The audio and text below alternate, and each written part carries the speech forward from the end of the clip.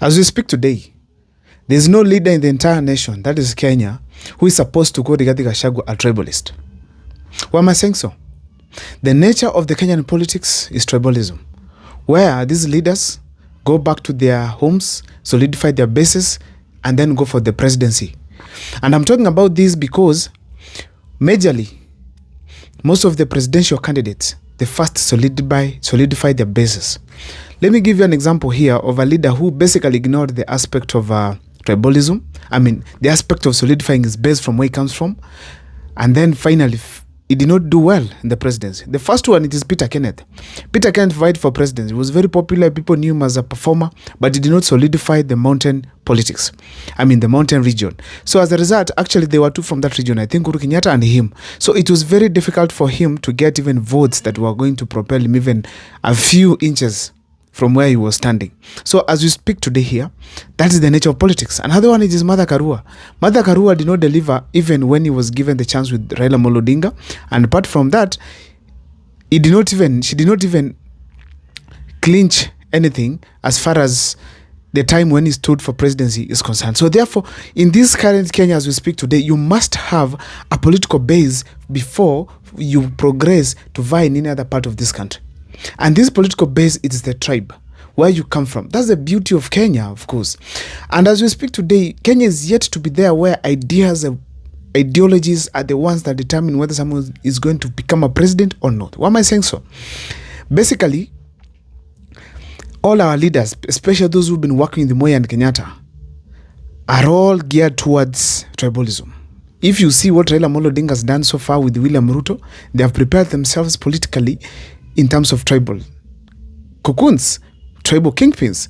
As we speak today here, Joho representing the coast, of course Oparanya representing Western and together with other Western leaders, because Musalia and Wetangula did not deliver, so Oparanya probably and Raila Amolo Odinga are gearing towards delivering that to William Ruto. Now, that's basically what is happening. So, checking from all these kind of statistics that are currently in this country, we cannot assume the fact that Rigathi Gachagua, also being a politician who is eyeing a top seat in this country, he has to solidify his base. So when you hear this gentleman talking about Mlima, we should not take him as a mad person. We should not take him as a tribal person. It is basically what is happening in Kenya as we speak. When it comes to tribalism, let's talk about the employment opportunities that we have in this country. Let's talk of where someone is denied an opportunity because he's from a certain tribe. Let's talk of where people are arguing and then you call another person by name. If he's a Kisi, you call me a person, Jakisi, I'm doing this because I'm a Kisi. I mean, such kind of sentiments are the ones which you can call tribalism right now. When it comes to the political terrain, it's a special case when it comes to solidifying your base.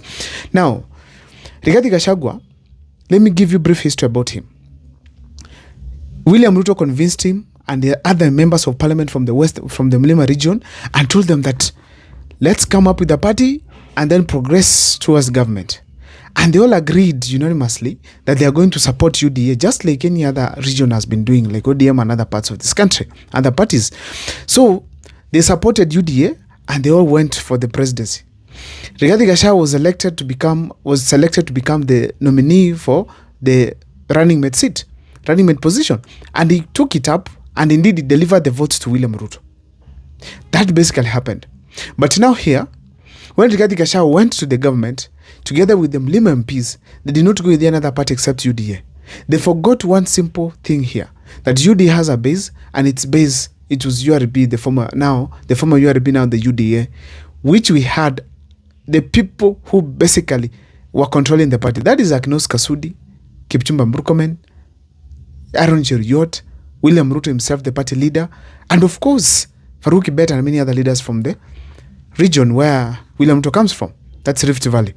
And we saw UDA swept in the entire Rift Valley, the entire North Rift. The entire Kalenjin land, it was UDA. It was painted yellow. In Mulima, we had some other parties, like now, the party for Mangi Kenjuri, and also we had the party for the Jubilee Party. And I think Chapa Chakazi tried to move here and there. The Bebe Party were there. But in the entire Rift Valley region, it was, North Rift, or Kalenjin land, it was entirely UDA. So therefore, the home for UDA party, it is Rift Valley, the Kalenjin area. We can't deny that. In fact, it extends the Maasai region, because in Narok County, the governor, as we speak now, particularly Ntutu himself, he is from the UDA party. So in a nutshell, the home for UDA is Rift Valley. So when Rigathi Gachagua went to government, and he has always been saying this, they went with someone's vehicle. Upon reaching somewhere, they were told to alight as the vehicle progressed. So them, they were left there komata. The fact remains that, as we speak, Rigathi Gachagua, they went there without a vehicle. That is the party. And as a result, Rigathi Gachagua, when he was impeached, was helpless. He did not have a say on what was happening, because he did not have a member of him. He did not have MPs to help him. William Ruto was smart enough. He went for the ODM MPs, which Rigathi Gachagua could have negotiated with. He did not have MPs. He did not have senators, because they did not have a party that he was running. Because if they had a party from Lima, Rigathi Gachagua was to be the party leader from that region, because he was the deputy president, the second in command. So it didn't work. Now they have decided that they have to come up with their own party. Remember that Rigathi Gachagua, when he was in government, he was helpless still.